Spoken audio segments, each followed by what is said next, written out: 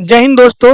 Last class में हम लोग एडिटेरिया के 71 प्रीलिम्स बीपीएससी का टेस्ट सीरीज कर रहे थे, जिसमें हमने 75 क्वेश्चंस किए हैं।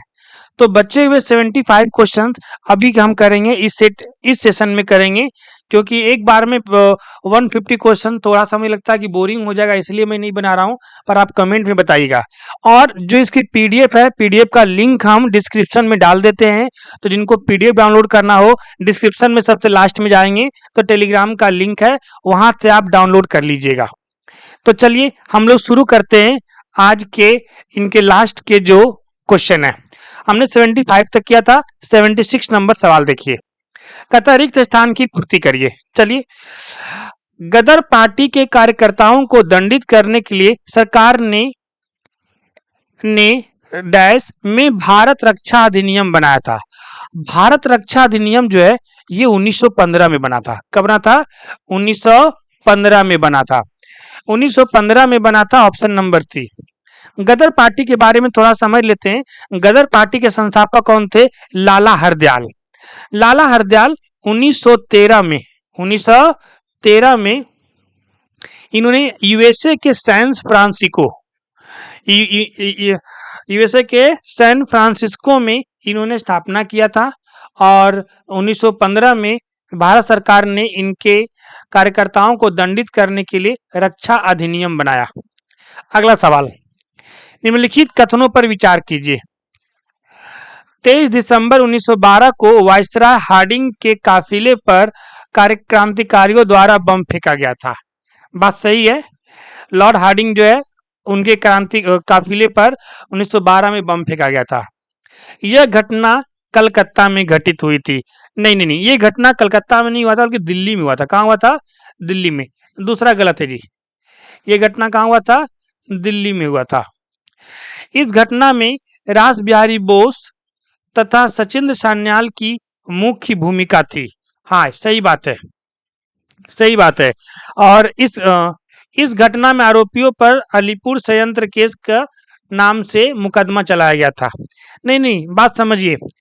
इस जो घटना था इसमें 13 लोगों को गिरफ्तार किया गया था, और गिरफ्तार करने के बाद दिल्ली षड्यंत्र केस के नाम से मुकदमा चलाया गया था। अलीपुर संयंत्र नहीं, वो दूसरा है, दिल्ली षड्यंत्र। क्योंकि घटना कहाँ हुई थी? दिल्ली में हुई थी, तो दिल्ली षड्यंत्र चला था। यानी पहला और तीसरा सही है, चौथा गलत है। Option number D. अगला सवाल, भारत माता नामक क्रांतिकारी पत्र का प्रकाशन किस क्रांतिकारी द्वारा किया गया था? हाँ, ये बहुत अच्छा सवाल है। ये Ajit Singh. All India home rule league की स्थापना किनके द्वारा की गई थी? देखिए, होम रूल जो है ना, वो 2 लोगों के साथ चलाया गया था। ध्यान से समझिएगा। होम रूल जो है वो एनी बेसेंट ने भी चलाया था, बाल गंगाधर तिलक ने चलाया था। तो एनी बेसेंट जो चलाई थी ये सितंबर में चला था, और बाल गंगाधर तिलक का अप्रैल में चला था। अप्रैल 1916, अप्रैल 1916 में। और इनका चला था सितंबर 1916 में, सितंबर 1916 में। ठीक है। तो ये जो था एनी बेसेंट वाला, ये ऑल इंडिया था। तो ऑल इंडिया होम रूल पूछा इन्होंने, तो हम क्या टिक लगाएंगे? Annie Besant. अगला सवाल है, कथन और कारण दिया हुआ रीजनिंग टाइप के सवाल है ना, हम इस पे जरा डिस्कस करते हैं। कथन है, ब्रिटिश सरकार ने वर्ष 1911 में बंगाल विभाजन को रद्द करने की घोषणा की। बात सही है, बात बिल्कुल सही है। क्योंकि 1911 में क्या हुआ था? जॉर्ज पंचम का भारत में आगमन था। उस समय के वायसराय लॉर्ड हार्डिंग ने उनके स्वागत के लिए दिल्ली दरबार का आयोजन किया था। उस समय 3 घोषणाएं हुई थी, जिनमें से एक घोषणा ये भी था बंगाल विभाजन को रद्द करना। दूसरा, पहला क्या था? बंगाल विभाजन को रद्द करना। दूसरा क्या था? भारत की राजधानी कलकत्ता से दिल्ली होगी। और तीसरा क्या था? बिहार को बंगाल से अलग किया जाएगा। ये 3 घोषणाएं हुई थी। तो पहला सही है। कारण यह है सरकार को क्रांतिकारी आतंकवाद को उभरने का डर था। हाँ, इसीलिए बंगाल विभाजन को रद्द किया कि ससुर रद्द कर दो, नहीं तो नहीं करोगे तो जिस तरह से स्वदेशी आंदोलन शुरू हुआ था, कहीं अगर ये एक उग्र रूप ले लिया तो हमको अभी ये सब मार के भगा देगा बोरा में बंद करके। तो ये सही बात है जी। अगला सवाल, भारत में यूरोपीय कंपनी के आगमन के कारण के संबंध में निम्नलिखित से क्या है? ठीक है, समझिए। कस्तुनतुनिया का पतन बिल्कुल सही है। भारतीय वस्तु की यूरोपियों में मांग बिल्कुल सही है।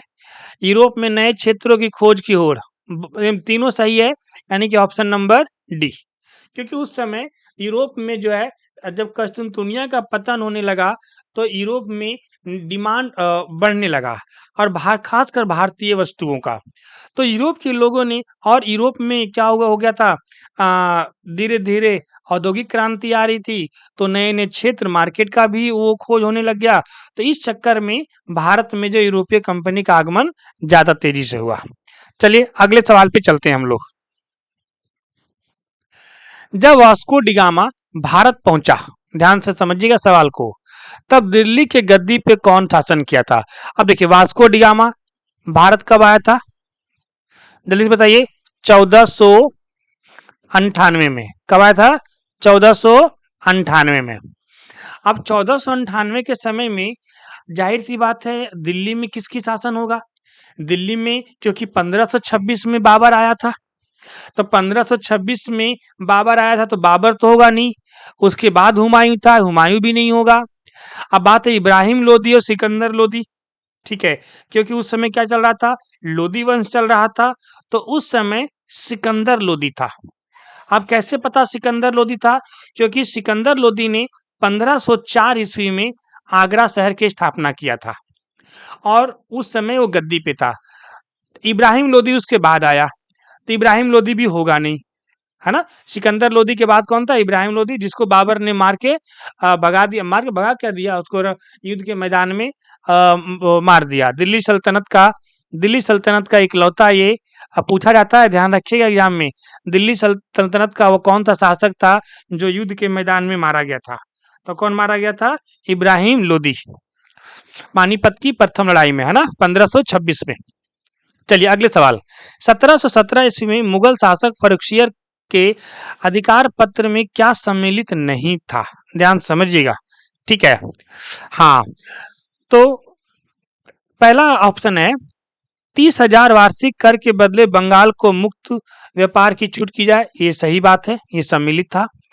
बंबई में कंपनी के सिक्कों को वैध किया जाए, सही बात है। 10,000 वार्षिक कर के बदले सूरत में मुक्त व्यापार, ये भी सही बात है, ठीक है।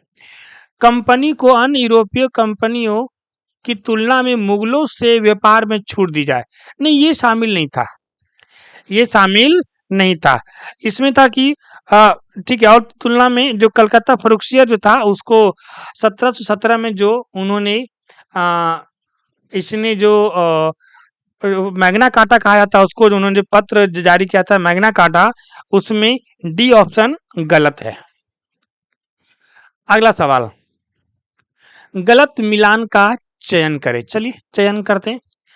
प्रथम कर्नाटक युद्ध, हाँ, अब देखिए कर्नाटक युद्ध पर हम लोग आ गए, थोड़ा सा इसको हम लोग चर्चा कर लेंगे डिटेल से, है ना। प्रथम कर्नाटक युद्ध जो हुआ था ये 1946 से 48 तक चला था। 1946 से 48 तक चला था। ये आपने जब हम पिछला पीडीएफ कर रहे थे इसी में, या फिर दृष्टि आईएएस में, मुझे याद है वहां भी एक मिलान करने के लिए आया था, तो वहां पर एक युद्ध आया था जिसको इस प्रथम कर्नाटक युद्ध को वाडियार का युद्ध से नाम से जाना जाता है। प्रथम कर्नाटक युद्ध था वो वाडियार के युद्ध से नाम से जाना जाता है, और कर्नाटक का एक राजा महज 10,000 की फौज लेकर के जो ये कर्नाटक जो हुआ था प्रथम कर्नाटक युद्ध, इसमें एक तरफ फ्रांसीसी थे और दूसरी तरफ अंग्रेज के लोग थे, ठीक है। ये इस खत्म हुई थी एला सापा की संधि से, सही बात है। द्वितीय कर्नाटक युद्ध जो हुआ था ये 49 से 54 तक हुआ था। 1749 से लेकर के 54 तक चला था। 1749 से लेकर के 54 तक चला था। अरे भाई साहब, ये किससे खत्म हुआ था? ये हुआ था पांडिचेरी की संधि से। तो यहाँ क्या दे दिया इन्होंने? मद्रास की संधि। ये गलत है जी, है ना। मद्रास की संधि इसमें नहीं हुआ था। मद्रास की संधि जो हुई थी वो मैसूर के आंग्ल मैसूर युद्ध में हुआ था, कर्नाटक में नहीं हुआ था। तृतीय कर्नाटक युद्ध ये पेरिस की संधि से समाप्त हुआ था। ये 1756 से लेकर 1763 तक चला था। 1763 तक चला था। तो ऑप्शन नंबर ये केवल दूसरा, यानी कि ऑप्शन नंबर बी केवल दूसरा क्या है? गलत है। चलिए 85 नंबर देखते हैं। 85 नंबर देखते हैं। कहता मिलान करिए सूची 1 सूची 2 को। शासक है, इधर उपनाम है। ठीक है, देखिए बहादुर शाह प्रथम। बहादुर शाह प्रथम जो है वो थोड़ा थोड़ा कहानी भी बता चलते हैं। लिखने में थोड़ी सी पेन से दिक्कत हो रहा है, बस 2-4-8 दिन में हम नया पेन टैब खरीद लेंगे। तो कहानी समझ लीजिए।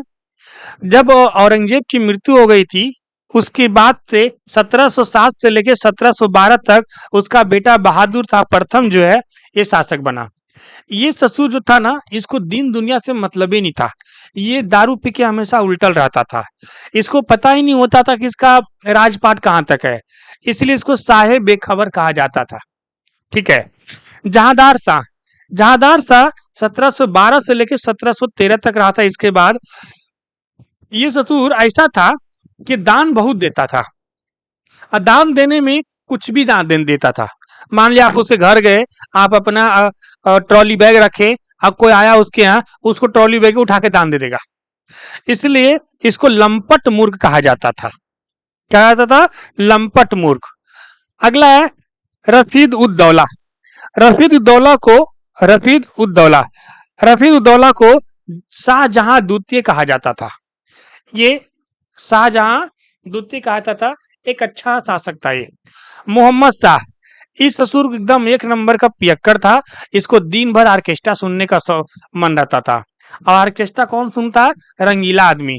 इसलिए इसको कहा जाता था रंगीला बादशाह, है ना।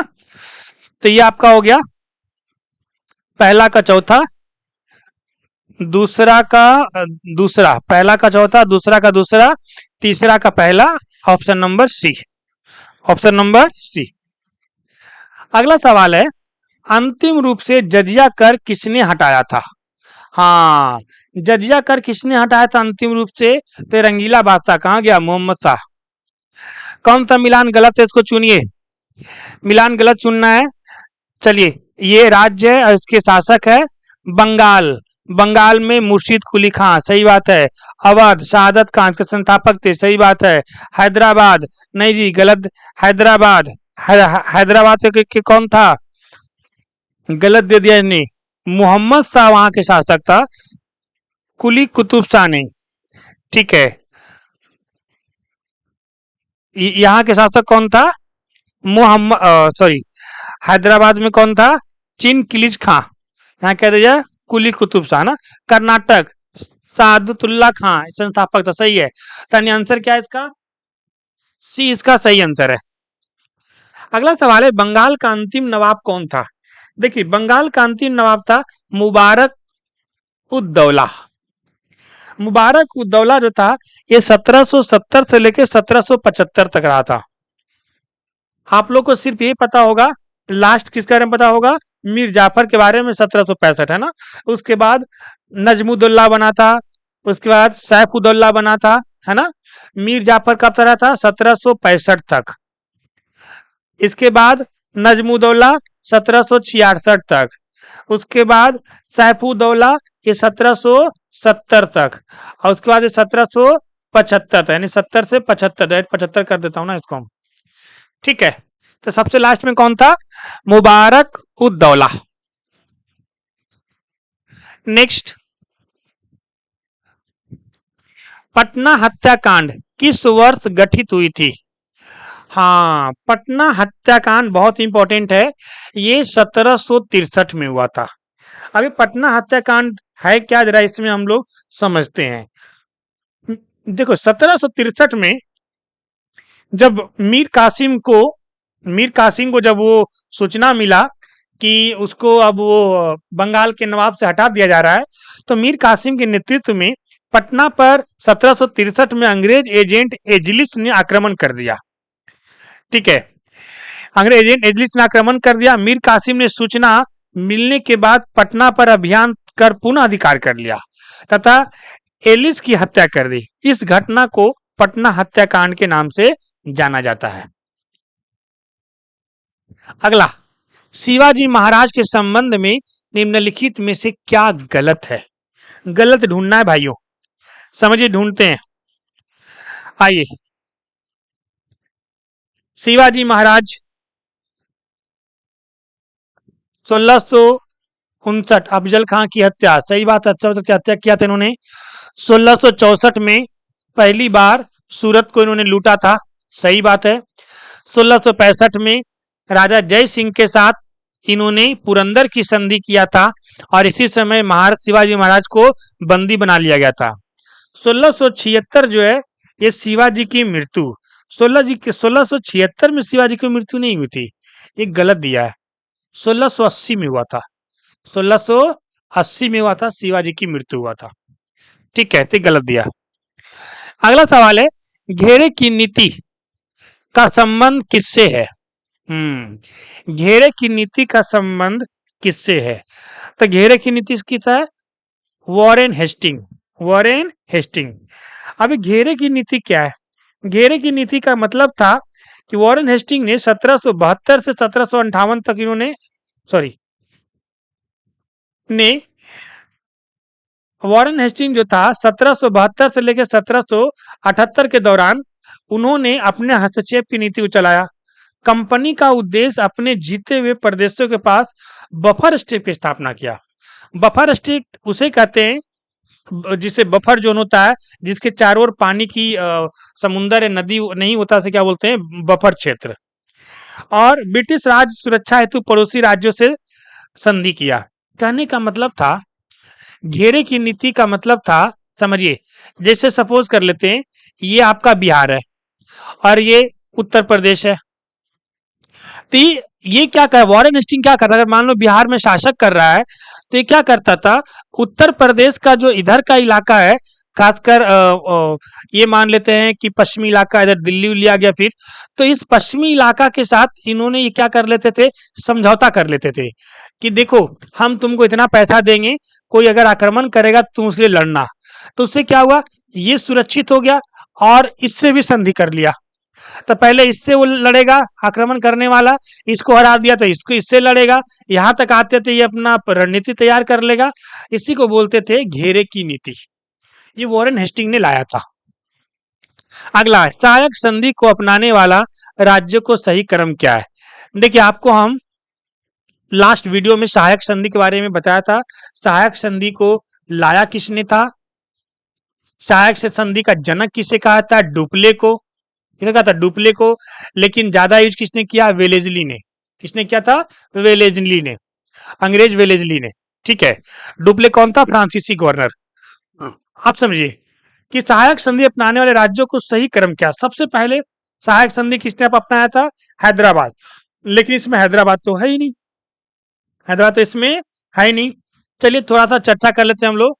1798 में सबसे पहले हैदराबाद ने अपनाया, हैदराबाद ने। उसके बाद 1798 के बाद 1799 में मैसूर ने, मैसूर ने कब अपनाया? 1799 में। ठीक है, ये 9 काइन लिखा था ससुर। ठीक है, आइए, उसके बाद 1799 में ही तंजौर ने किया, यानी सबसे पहले मैसूर फिर तंजौर ने किया। उसके बाद 1801 में अवध ने किया। ठीक है, 1801 में अवध ने किया। 1802 में पेशवा ने किया। 1803 में सिंधिया ने किया और 1803 में ही गायकवाड़ ने किया। सबसे लास्ट में किसने किया था? गायकवाड़ ने किया था। सही क्रम क्या है? पहला दूसरा, पहला दूसरा। अच्छा, डेट हमने यहाँ पर वो बता दिया ना आपको, लिखा नहीं हूं। तो ये 1800 था, तो ये फिर कौन सा आ जाएगा? ये आ जाएगा पेशवा। और उसके बाद क्या आ गया, अवध। अवध कब अपनाया था जी, 1801 में। 1801 में अवध अपनाया था। और पेशवा कब अपनाए थे, 1802 में। तो आ जाएगा पहला, दूसरा, चौथा, तीसरा, ऑप्शन नंबर डी। थोड़ा सा पेन की वजह से मैं माफी चाहूंगा, मैं पेन का ठीक कर दूंगा। तो मैं एक बार लिख देता हूं, इस ऊपर से लिख देता हूं, आप समझ जाएंगे। मैसूर ने कब अपनाया था, 1799 में, ये लिखा हुआ है यहाँ से देखिए। उसके बाद जैसे जैसे ये है ना, इसी को हम यहाँ पर लिख दे रहे हैं। फिर दूसरा पे तंजौर। तंजौर ने कब अपनाया था, ये भी 99 में अपनाया था। ठीक है, ये भी 99 में अपनाया था। इधर चल रहा है पेन देखो, ठीक है। और उसके बाद 1799 में। उसके बाद कौन है जी, ये आपका अवध। अवध 1801 में, 1801 में। उसके बाद पेशवा 1802 में। उसके बाद सिंधिया 1803 में। और 1803 में ही होलकर ने किया था, 1803 में ही होलकर ने किया था। तो ये ध्यान रखिएगा, हाँ, मैं लिख दिया हूं। अगला सवाल, निम्नलिखित कथनों पर विचार करें। अस्थाई बंदोबस्त में जमींदारों का हिस्सा 1/10 भाग निर्धारित किया गया था। जरा आप इसको जरा सोल्व करिए फटाफट, है ना। क्या सही बात है, नहीं जी, गलत बात है। क्योंकि अस्थाई बंदोबस्त में जमींदार का 1/11 था, 1/11 था। ठीक है। महलवाड़ी बंदोबस्त में जमीन पर किसानों का मालिकाना हक होता था, सही बात है, दूसरा सही है। देखिए जमींदारी प्रथा जो था ना, ये थोड़ा सा मैं डिस्क्राइब करता हूँ। अस्थाई बंदोबस्त जो है, ये लॉर्ड कार्नवालिस ने लाया था 1793 में। ये बंगाल, बिहार, उड़ीसा में हुआ था। लगभग 19% जो जमीन है उसके ऊपर। इसमें कहा गया था कि ये मुख्य रूप से जमींदार होगा। जमींदार टोटल जो उपज होगा उसका 11 भाग करेगा। 11 भाग में से एक भाग कौन लेगा, जमींदार लेगा। और 10/11 भाग कौन लेगा, सरकार लेगी, है ना। और दूसरा था रैयतवाड़ी। रैयतवाड़ी जो था, ये मुनरो ने लाया था। ठीक है। ये 1792 से लेकर 1820, ये 1820 में ज्यादा हुआ था। मद्रास, बंबई, असम के क्षेत्र में हुआ था। महलवाड़ी जो था, ये मैकेंजी ने लाया था 1819 में। ये पंजाब, मध्य प्रांत, पश्चिमी यूपी के क्षेत्रों में लगाया गया था। जिसमें जमीन का मालिक किसान होता था और लगान के रूप में एक ग्राम को जिम्मेदार ठहराया जाता था। जैसे मान लो कोई गांव में 100 घर है, तो उसमें कह दिया कि तुम लोग मिला करके 10 मन अनाज दोगे। ठीक है, तो इस तरह से एक महलवाड़ी व्यवस्था था। अगला अगला सवाल देखते हैं।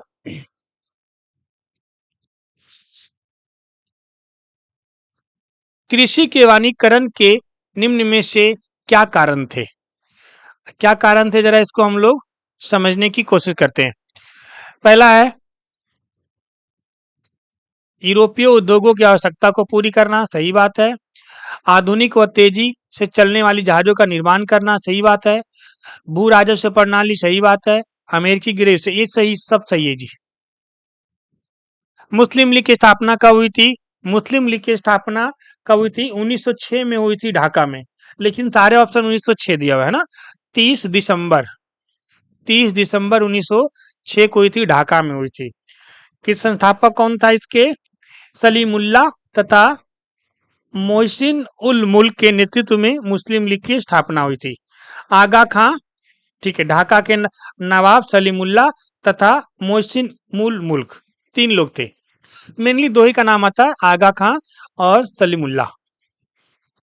कांग्रेस के सूरत विभाजन 1907 के समय अध्यक्षता किसने किया था, हाँ, तो ये आपको ध्यान में रखना है। इसकी इसकी अध्यक्षता किया था रास बिहारी बोस, नहीं जी, रास बिहारी घोष, गलती लिख दिया इन्होंने, रास बिहारी घोष ने किया था। Option number B. Next question, Delhi Durbar के समय, दिल्ली दरबार किसने लगाया था, देखो दिल्ली दरबार, दरबार लगाना आसान काम है कि हार्ड काम है, हार्ड काम है। तो कौन होगा, लॉर्ड हार्डिंग, लॉर्ड हार्डिंग। ठीक है, 1911 में इसी समय तीन घोषणाएं हुई थी। पहला, बंगाल विभाजन को रद्द किया जाता है, भारत की राजधानी कलकत्ता से दिल्ली किया जाता है और बिहार को बंगाल से अलग किया जाता है।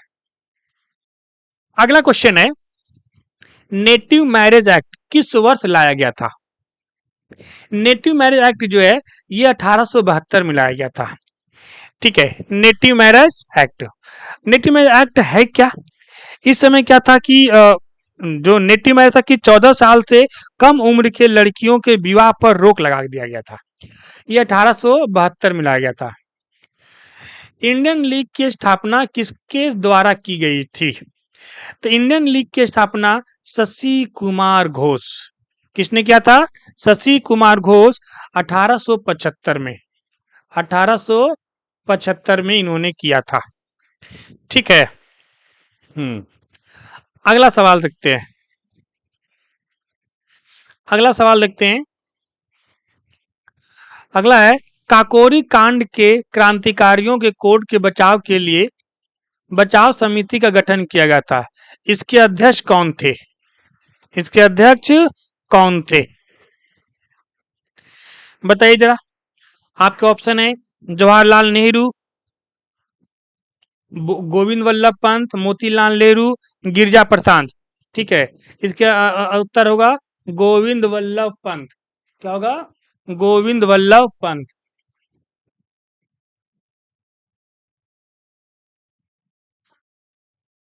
अगला सवाल, पटना में सबसे पहले व्यवस्थित व्यापारिक कोठी किसने स्थापित किया था? पटना में सबसे पहले व्यवस्थित व्यापारिक कोठी। हाँ, ये सवाल ना बहुत पुराना था क्योंकि बिहार से संबंधित है। तो सबसे पहले जो है 1632 में डचों ने किया था जी। 1632 में डचों ने सबसे पहले किया था। जो पटना कॉलेज की उत्तरी इमारत है उसने अपना व्यापारिक केंद्र को बना, उसको उसी को अपना डचों ने व्यापारिक केंद्र बनाया था। 102, मुजफ्फरपुर जेल के कैदियों द्वारा लोटा विद्रोह किस वर्ष किया गया था? तो लोटा विद्रोह जो हुआ था वो 1856 में हुआ था। ये सब जो सवाल है एकदम बीपीएससी से संबंधित है, ध्यान में रखिएगा। अगला सवाल है, बिहार में 1857 के विद्रोह की शुरुआत किस दिन हुई थी? हाँ, ये सब जो कंफ्यूजन सवाल है ध्यान रखिएगा। तो 12 जून 1857 को हुआ था। 12 जून 1857 को शुरुआत हुआ था, देवघर के रोहिणी गांव में हुआ था। इसमें 32वीं इन्फेंट्री के रेजिमेंट के सैनिकों ने विद्रोह किया था, है ना। इस विद्रोह को कुचलने के लिए लेफ्टिनेंट नॉर्मल और लेजली और सर्जन के आए थे, जिनको तीनों को मार दिया था। ठीक है। अगला सवाल, निम्न में से कौन कांग्रेस निम्न में से कांग्रेस का कौन सा अधिवेशन बिहार में नहीं हुआ था? हाँ, तो समझिए। देखिए, 27वां अधिवेशन जो था 1912 में बांकीपुर में हुआ था। 37वां अधिवेशन 1922 में गया में हुआ था। ठीक है, 54वां अधिवेशन ये कहाँ हुआ था? रामगढ़ झारखंड में हुआ था। यानी 52वां अधिवेशन नहीं हुआ था बिहार में। Option number C. ये पुराना बिहार की चर्चा हो रहा है, पूछ देगा बीपीएससी, ध्यान रखिएगा। कांग्रेस के प्रथम अधिवेशन में बिहार के कितने प्रतिनिधियों ने भाग लिया था? हाँ, कांग्रेस के प्रथम अधिवेशन कब हुआ था? 1885 में। 1885 में कहा हुआ था? बम्बई में। बम्बई के गोकुलदास तेजपाल संस्कृत महाविद्यालय में कितने लोगों ने भाग लिया था? टोटल 72 लोग थे। तो पूछा इसमें से बिहार के कितने लोग थे? बिहार के एक भी लोग नहीं गए थे जी। बिहारी पहले मस्त रहता है, चूड़ा दही खा करके, तिलकुट खा के, और जब लास्ट में देखता है कि चल चल मिल रहा था हम भी ले ले। आइए, बिहार स्टूडेंट कॉन्फ्रेंस की स्थापना किस वर्ष की गई थी? बिहार स्टूडेंट कॉन्फ्रेंस की स्थापना किस वर्ष की गई थी? तो ये 1906 में हुआ था। देखो, थोड़ा सा डिस्क्राइब करता हूं बोल करके। जब बंगाल विभाजन हुआ था ना, बंगाल विभाजन की घोषणा हुई थी 20 जुलाई 1905 को, तो उस समय जो वायसराय था करजन, इसने अक्टूबर 1905 को मतलब कहा था कि अक्टूबर 1905 से ये प्रभावी हो जाएगा, मतलब ये लागू हो जाएगा बंगाल विभाजन। तो उसी के विरोध को विरोध होना तो शुरू ही हो गया था। तो विरोध को और सशक्त बनाने के लिए यानी और मजबूत बनाने के लिए बिहार स्टूडेंट कॉन्फ्रेंस की स्थापना हुई थी 1906 में। अगला सवाल, मुजफ्फरपुर बम कांड किस दिन हुआ था? हाँ, मुजफ्फरपुर बम कांड, ये वही बम कांड है जिसमें जिसमें खुदीराम बोस और प्रफुल्ल चाकी ने बम फेंका था किंग्सफोर्डवा पर। वो जा रहा था अपनी बीवी को चराने के लिए, तो उसी के ऊपर बम्मा फेंक दिया था। ये हुआ था 30 अप्रैल 1908 को। ऑप्शन नंबर ए 30 अप्रैल 1908 को। पटना में गोलघर का निर्माण किस वर्ष किया गया था? गोलघर आप सब लोगों ने देखा होगा चढ़ के ऊपर से, अब चढ़ना मना कर दिया है ऊपर से, गंगा नदी दिखता है ना। तो ये 1900 ये सॉरी ये कब हुआ था? बन के निर्माण किस वर्ष किया था? बन के तैयार कब हुआ था? 1784 में हो गया था। सोचिए अभी कितना लगभग हो गया, 200-250 साल हो गया। ठीक है, अभी तक कोई बढ़िया एकदम टन है। समझिए कितना जबरदस्त बनाया था उसने। यहाँ से सूर्य, यहाँ बिहार में पुल बनता है और रातों रात पुल उड़िया जाता है हवा में। पहले का इंजीनियर सब बढ़िया था। अगला सवाल देखते हैं, बिहार में होने वाले जनजातीय आंदोलन में गलत मिलान का चयन करें। गलत मिलान का चयन करें। देखिए, पहाड़िया विद्रोह 1778 में हुआ था, सही बात है। हो विद्रोह 1820-21 में हुआ था, सही बात है। संथाल विद्रोह 55-56 में, सही बात है। जस्ट 1857 की क्रांति से पहले हुआ था। सरदारी विद्रोह, सरदारी विद्रोह जो था ना, ये 1835 से 55 में नहीं हुआ था जी। ये जो सरदारी विद्रोह है 1858 में हुआ था। उसके जस्ट बाद 1857 की क्रांति के जस्ट बाद 1858 में हुआ था। 1858 में हुआ था। अगला, वीर कुंवर सिंह ने आखिरी युद्ध किस अंग्रेज कैप्टन से लड़ा था? ये 1857 के पार्टिसिपेट किए थे वीर कुंवर सिंह, है ना। इनको हराने के लिए कौन आया था? इनको हराने के लिए बहुत सारे आए थे। सबसे पहले कौन आया था? सबसे पहले छोटे छोटे अधिकारी को भेजा, लेकिन जब देखा कि उसको वीर कुंवर सिंह हरा दे रहे हैं, सबसे दमदार अधिकारी आया कैप्टन ली ग्रांड। इन्होंने ही गोली मारा था तो कुंवर सिंह के हाथ पे लगा था। आइए, निम्नलिखित कथनों पर विचार करें। विवाद से विश्वास योजना आरबीआई द्वारा प्रारंभ किया गया था। ठीक है, नहीं, आरबीआई प्रारंभ नहीं किया था जी। ठीक है, ये जो था ये केंद्रीय प्रत्यक्ष कर बोर्ड ने शुरू किया था, आरबीआई नहीं। पहला गलत है। यह योजना कर विवाद को सुलझाने के लिए क्या? हाँ, ये दूसरा सही है, दूसरा सही है। अगला सवाल, तमू लमोस यानी लोसर त्योहार किस क्षेत्र में मनाया जाने वाला त्योहार है? ये जो लोसर त्योहार है ये हाल ही फिलहाल में घटा है। ठीक है, तो ये भारत में नहीं होता है, कहाँ होता है? नेपाल में होता है। ठीक है, ये गुरुंग समुदाय द्वारा मनाया जाता है, जो नए साल की शुरुआत का प्रतीक माना जाता है। ये हर साल जो होते ये जो लोसर जो हर साल जो होते हैं, ये नए कैलेंडर के 15 तारीख को मनाते हैं, जो कि दिसंबर से जनवरी के में बीच में पड़ता है। कभी दिसंबर में, कभी जनवरी में, उनके अपनी कैलेंडर के अनुसार। आइए, प्रवासी भारतीय दिवस 2025 का थीम क्या था? ये देखो, अब करंट अफेयर कुछ शुरू हो गया है ना, कुछ करंट अफेयर अब आगे, अब ये लास्ट में करंट अफेयर कुछ मिलेंगे, तो ध्यान से समझिएगा। ठीक है, देखते चलिएगा। ये है प्रवासी भारतीय दिवस 2025 का थीम क्या था? ये भी रेलवे का एग्जाम हुआ था, उसमें भी पूछा गया था, तो घबराइएगा नहीं। ये पहला आई है, विकसित भारत में प्रवासी समुदाय का योगदान। अगला, शहीद माधो सिंह हाथ खर्चा योजना का संबंध किस राज्य से है? ये उड़ीसा के थे, ये उड़ीसा के थे। ठीक है, इनको हाल ही में अवार्ड दिया गया है ना। ये मुख्यमंत्री मोहन चरण मांझी ने उड़ीसा के आदिवासी छात्रों की शिक्षा का समर्थन करने के लिए आदिवासी मेले में शहीद माधो सिंह का हाथ का खर्चा योजना की शुरुआत किया है जी। ध्यान रखिएगा ये। उड़ीसा। अगला सवाल, नागमार्क 2 के संबंध में निम्नलिखित कथनों पर विचार करें। नागमार्क 2 एक fire and forget anti tank guided missile ATGM है। नहीं नहीं नहीं नहीं नहीं, ये नागमार्क 2 जो है, ये रक्षा अनुसंधान के द्वारा विकसित किया गया है, जो तीसरी पीढ़ी का fire and forget anti tank guided missile है। ठीक है, तो ये पूछा गया है कि असत्य कथन का चयन करें, तो ये तो सही बात है, ये तो सही बात है, हमें असत्य ढूंढना है, तो सही बात है। इसका विकास रक्षा अनुसंधान एवं विकास संगठन, क्या बोलते हैं इसको, डीआरडीओ। तो डीआरडीओ अभी तो बोला मैंने कि डीआरडीओ ने इसकी अभी ठीक कर दूंगा पेन टाइप को, चिंता मत करिए। दोनों सही है, कौन सा गलत है, कोई नहीं गलत है जी, दोनों सही है। अगला सवाल, पीएम पीएम सूर्य घर मुफ्त बिजली योजना के संबंध में निम्नलिखित कथनों पर विचार करें। निम्नलिखित कथनों पर विचार करिए। इसका क्या सुनना है, सत्य सुनना है ना। यह फरवरी 2024 को प्रारंभ किया गया था। ठीक है, फरवरी 2024 को शुरू किया गया था, सही बात है, 15 फरवरी 2024 में शुरू किया गया था।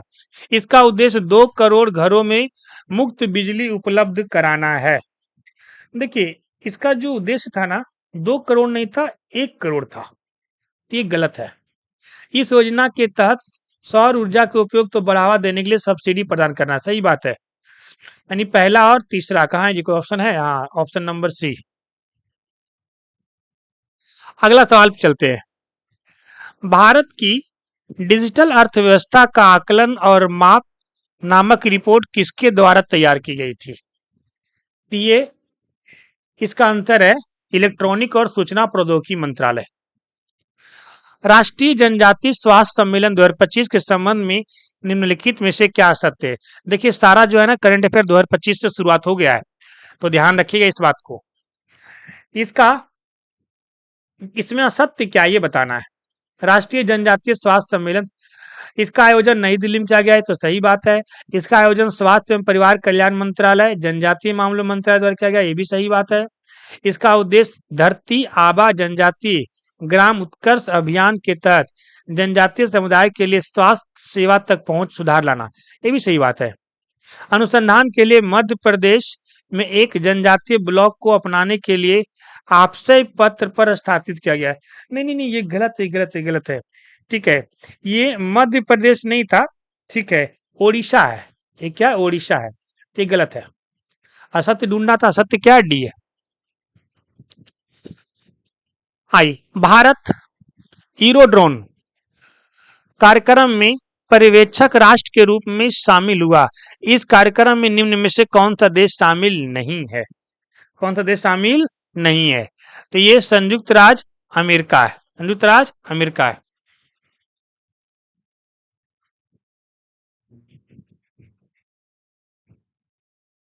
अगला सवाल, एरोस्पेस और रक्षा इकाई द्वारा रोजगार प्रोत्साहन नीति 2024 किस राज्य की पहल है। तो इसका देखिए जरा, एरोस्पेस और रक्षा इकाई किसका है, ये है उत्तर प्रदेश, उत्तर प्रदेश, बाबा जी की नगरी।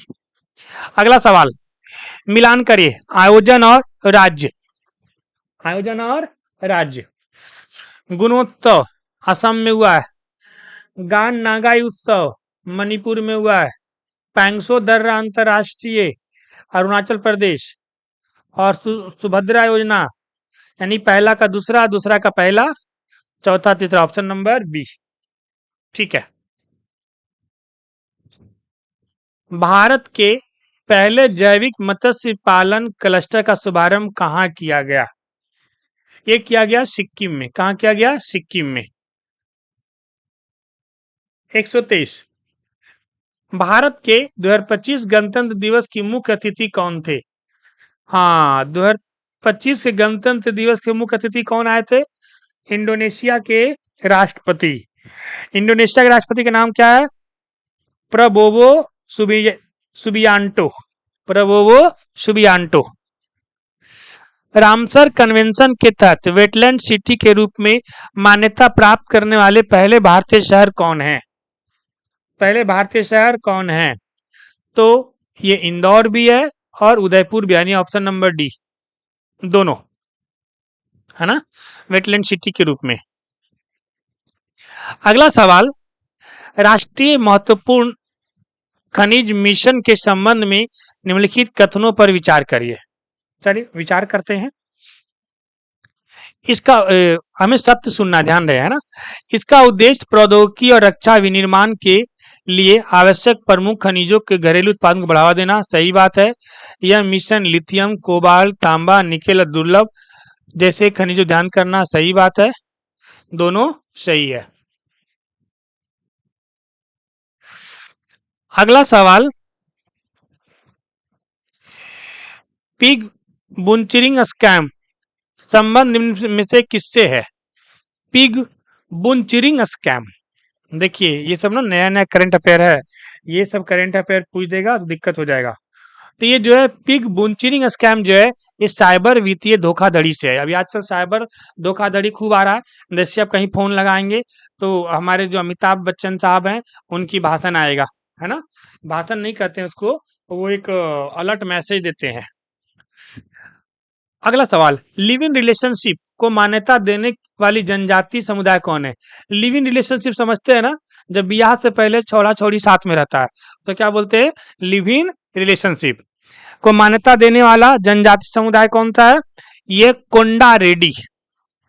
नाम से लग रहा रेड्डी कहाँ का होगा? बिहार बंगाल का तो होगा नहीं, है ना।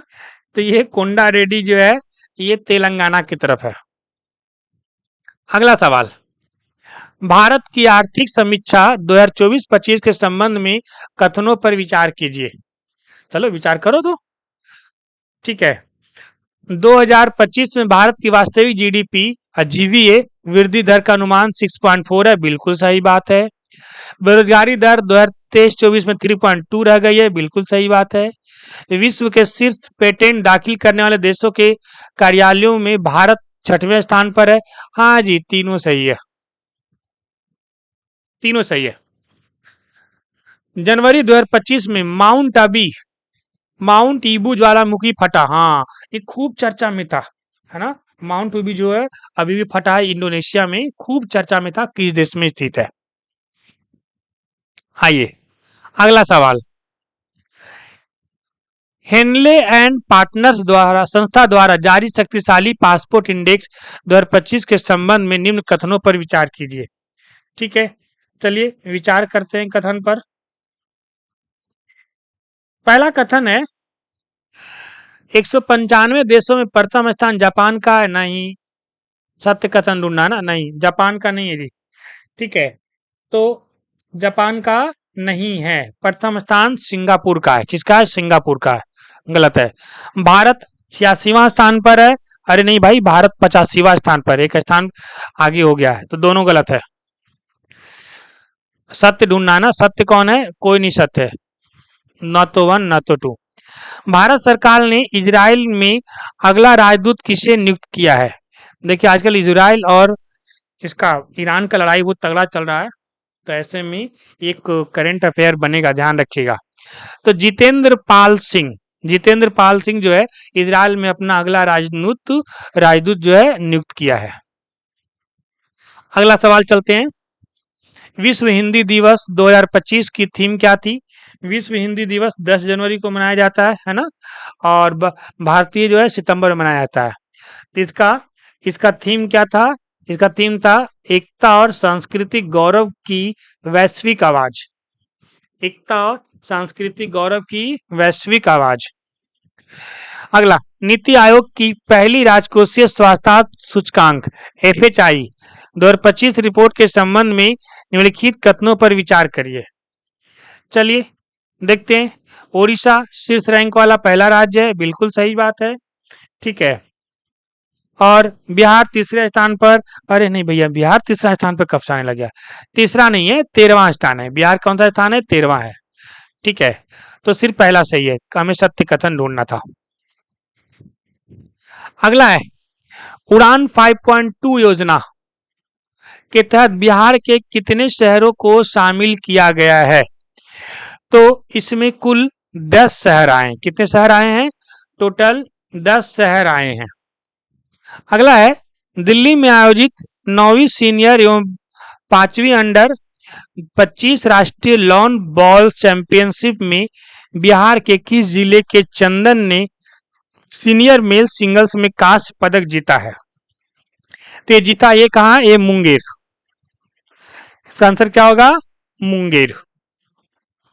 अगला सवाल, बिहार आर्थिक सर्वेक्षण 2024-25 के अनुसार निम्नलिखित कथनों पर विचार करें तथा असत्य कथन ढूंढें। क्या ढूंढना है इसमें? असत्य कथन। ठीक है। पहला, बिहार में प्रचलित मूल्य पर प्रति व्यक्ति आय 66,828 रुपए हो गई है। सही बात है। पता नहीं कहाँ थे ये लोग, ढूंढते हैं, सर्वे करते हैं, इतना तो है ही नहीं किसी के पास। ठीक है, हो सकता है सालाना हो। आइए अगला है, स्थिर मूल्य पर बिहार की प्रति व्यक्ति आय 2023-24 में 36,333 अनुमानित है। सही बात है। बिहार का विकास दर 14.47% हो गया है। ये भी सही बात है। तो गलत कौन सा है? तब लास्ट वाला गलत होगा और क्या। बिहार में खाद्य प्रसंस्करण उद्योगों के कारण तीनों सेक्टरों में द्वितीयक सेक्टर सर्वाधिक नहीं, द्वितीयक नहीं मिला है। ठीक है, ये जो तीनों सेक्टरों में जो है, इसमें प्राथमिक सेक्टर को जो है सबसे ज्यादा मिला है। सॉरी, तृतीयक सेक्टर में सबसे ज्यादा मिला है। ठीक है, प्राथमिक कितना? 10.66, द्वितीयक है 11.95 और तृतीयक है 16.89% की वृद्धि हुई है। तो पूछा है सबसे वृद्धि किस में हुआ है? तृतीयक में हुआ है। अगला सवाल, अच्छा फिर मैथ दे दिया है ना। ठीक है, यानी कि 40 तक ही है, बाकी 10 मैथ है। कोई नहीं, हम लोग 40 तक ही करेंगे अभी। 3 सवाल 4 सवाल और है। बिहार सरकार द्वारा पटना @3.5 घंटा योजना, ये देखो बहुत इंपॉर्टेंट क्वेश्चन है, स्टार लगाइए यहाँ पर, है ना, को पूरा करने का कब तक लक्ष्य रखा गया है? तो इसका 2027 तक लक्ष्य रखा गया है। UDIAC रिपोर्ट किस मंत्रालय द्वारा जारी किया जाता है? शिक्षा मंत्रालय द्वारा जारी किया जाता है। हाल ही में कामाख्या देवी मंदिर परिसर में होने वाले मेले को राजकीय दर्जा देने की घोषणा बिहार सरकार द्वारा की गई।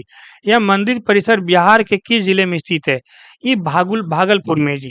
वैसे कामाख्या देवी मंदिर कहाँ है? असम में है, लेकिन मंदिर परिसर में होने वाले मेले का जो दर्जा है वो बिहार में होता है मेला। तो मंदिर परिसर बिहार में किस जिला में है? भागलपुर में है।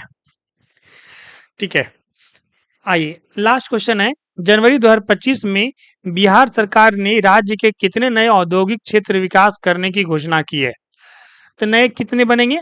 जनवरी 2025 में बिहार सरकार ने कितने? 7 नए औद्योगिक क्षेत्र को विकसित करने की घोषणा की है। होप सो समझ आया होगा। हमें कमेंट पर जरूर बताएं। हम जल्दी अगले वीडियो लेकर आएंगे। तब तक ध्यान रखिएगा। जय हिंद।